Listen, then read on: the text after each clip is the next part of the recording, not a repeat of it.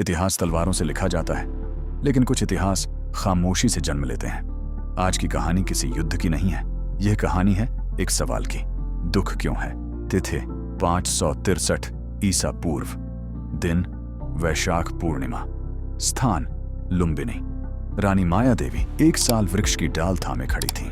चारों ओर शांति थी, असामान्य शांति।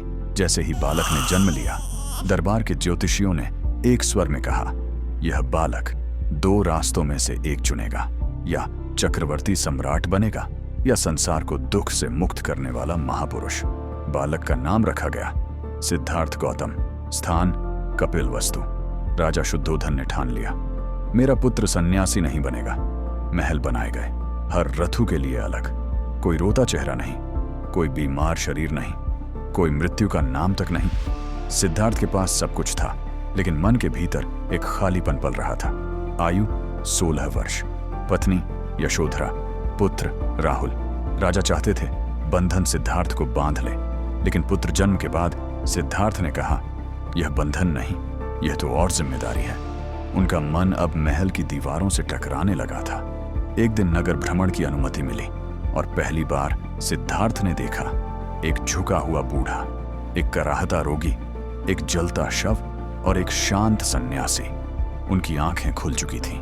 उस रात उन्होंने पूछा, अगर यह सब निश्चित है तो सुख किस बात का? तिथि 534 ईसा पूर्व, दिन वैशाख पूर्णिमा, आयु 29 वर्ष।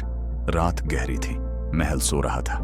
सिद्धार्थ ने सोते हुए राहुल को देखा और बिना छुए पीछे मुड़ गए। घोड़े कंथक पर सवार होकर वे निकल पड़े। इतिहास इसे कहता है, महाभिनिष्क्रमण, महान त्याग। 6 वर्ष, जंगल, भूख, मौन, कभी कभी दिनों तक अन्न नहीं। उनका शरीर हड्डियों का ढांचा बन गया और तभी एक विचार जन्मा, अगर यह मार्ग सही होता तो सत्य अब तक मिल चुका होता। यहीं जन्म हुआ मध्यम मार्ग का। स्थान बोध गया, तिथि 528 ईसा पूर्व, दिन वैशाख पूर्णिमा। पीपल वृक्ष के नीचे सिद्धार्थ बैठे। उन्होंने प्रण लिया, जब तक सत्य न मिले मैं नहीं उठूंगा।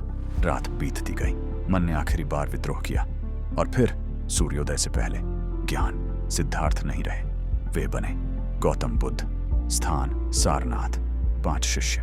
धीमी स्थिर आवाज।